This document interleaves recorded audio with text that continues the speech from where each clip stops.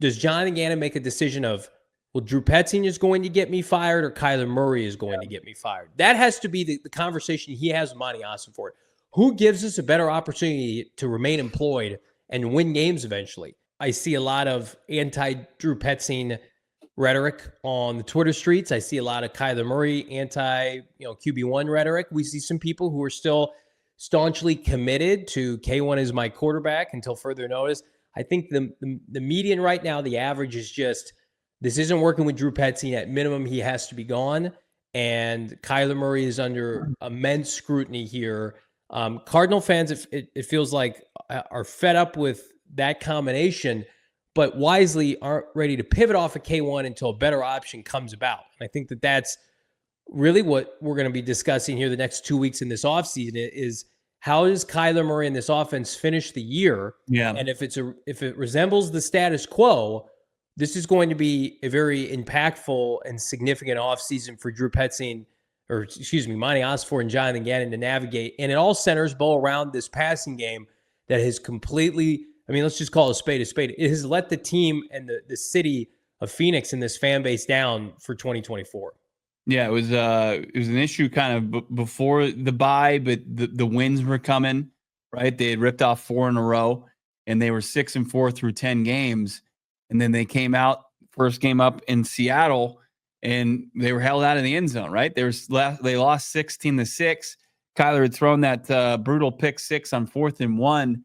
And then, you're looking to kind of right that the ship there. And, you didn't really see much results the next couple of weeks. I thought, probably statistically his game in Minnesota was one of his better ones as far as moving the football, but still struggled, still made 2 crucial mistakes in that game. Fourth quarter. Yeah, the beginning of the fourth quarter, the pick there, and then, of course, the pick to seal the deal. It was tough. It just never really kind of got back on track. And even in the win against the Patriots, you see, the 30 points on the scoreboard and the loss to the Panthers, 30 points and a loss. But it wasn't without mistakes.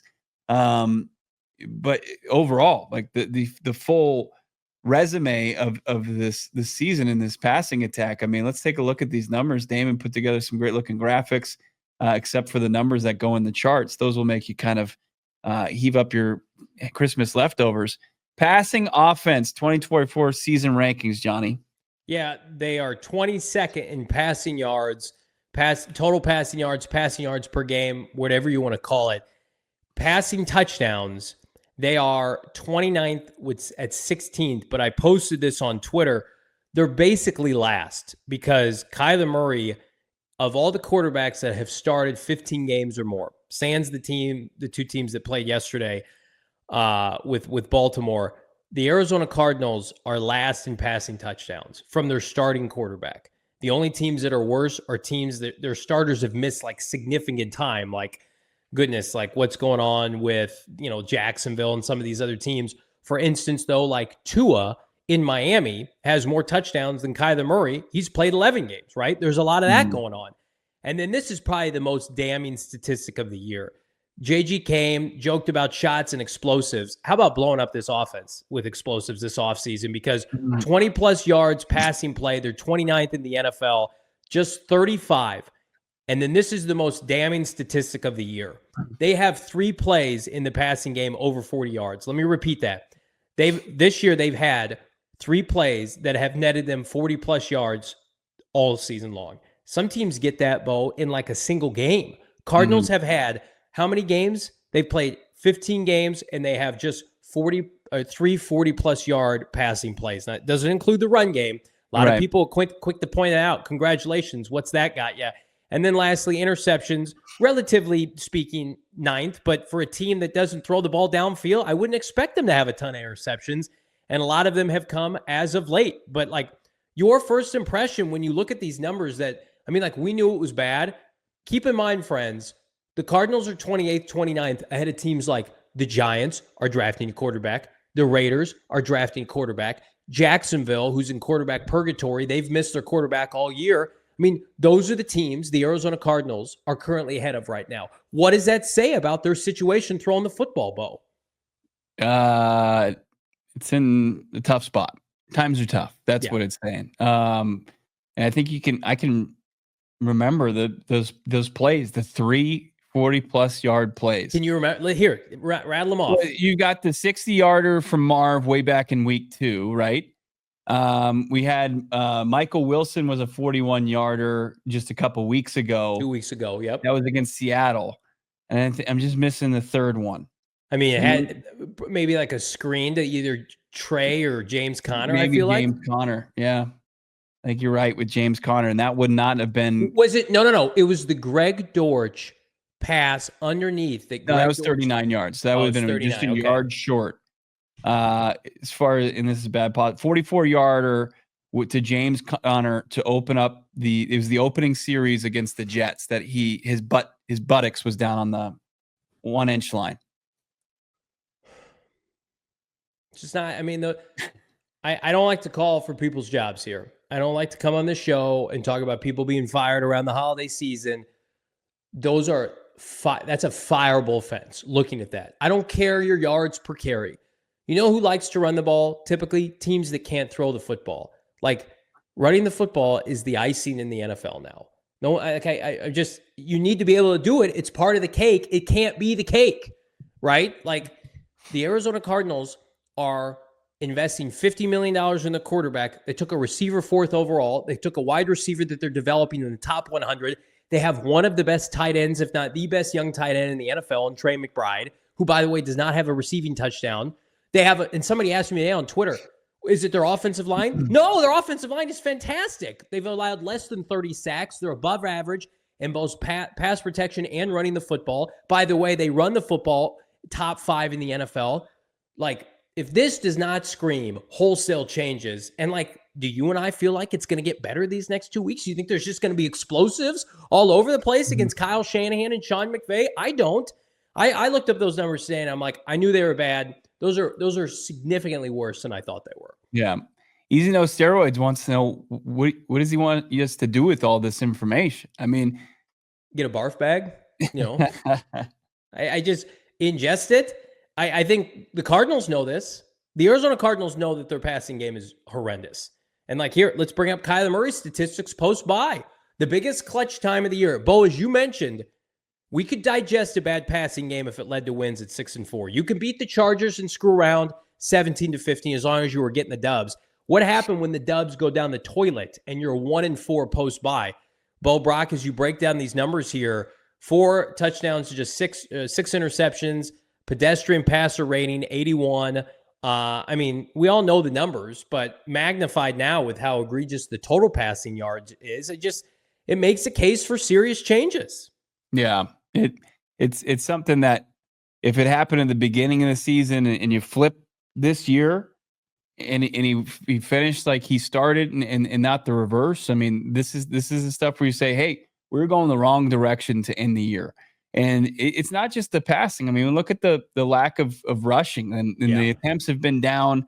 And these numbers are supplemented by the big 20+ yard rush that he had to find the end zone to cut that to a 1-score lead in Carolina. And that was a really nice play from Kyler Murray.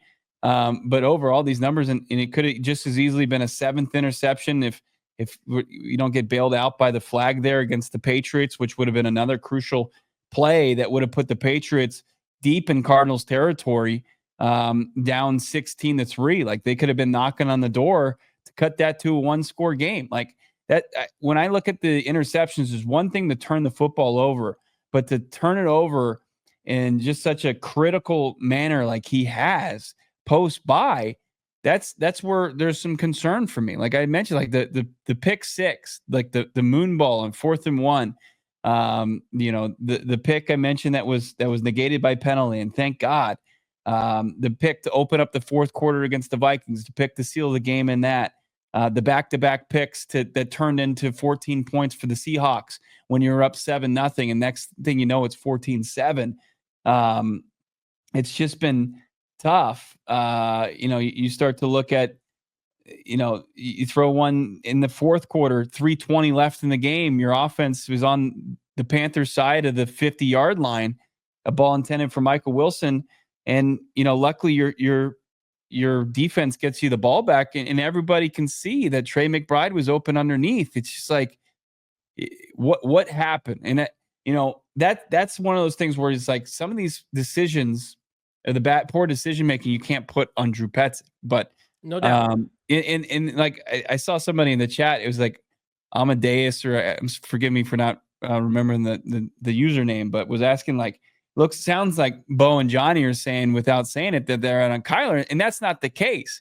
But this stretch of football, I'm not going to go there and point to this statistics and say they're not that bad, because the moments were backbreaking for a lot of these turnovers. Like, they were too critical for the Cardinals to overcome.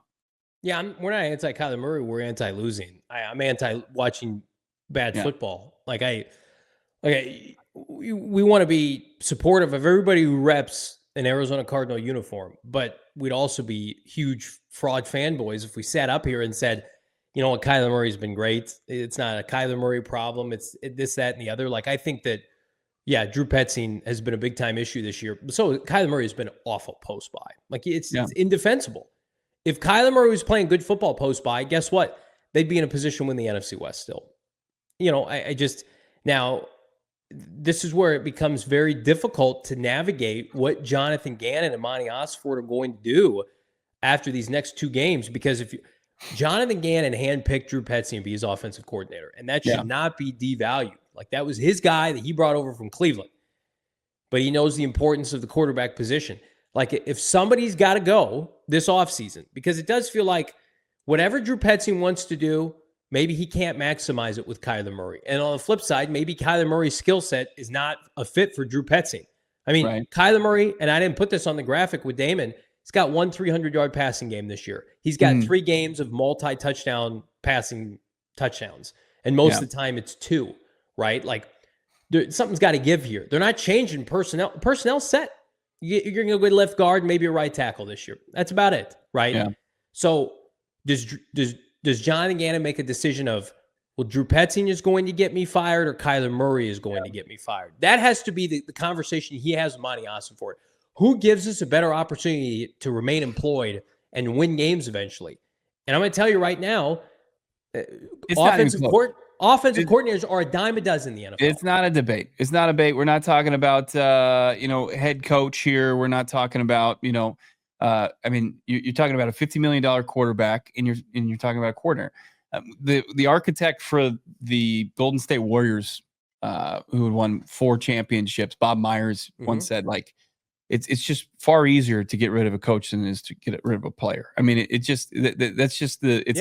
layup. I mean, when you factor in just everything as far as, what they make and what, their importance is to this is success of the roster. And if a player's struggling and, it comes down to, it could be the coaching, could be the player. Like, coach is often, sent packing. And Jonathan Gannon had the expectation for Drew Petzing, because he had worked together with Drew Petzing, that this was an up and coming, bright offensive mind that he thought could lead his offense and take him to where he wanted to go. And, unfortunately, like, circumstances have changed, especially post-bye, where his unit didn't perform well enough to get the Cardinals to where they wanted to go. And in fact, actually was like the reason that they were losing most of these games post-bye. I mean, I know you can point to the defense, a couple poor performances here, but for the most part, Nick Rollis' side of the football has been the most consistent throughout the season.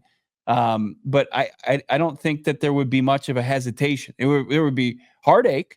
It would suck for Jonathan Gannon, because, and I'm sure he would maintain a relationship with Drew Petzing, but the market for quarterbacks, the inability to upgrade, to pivot, like, Kyler Murray's the guy going forward.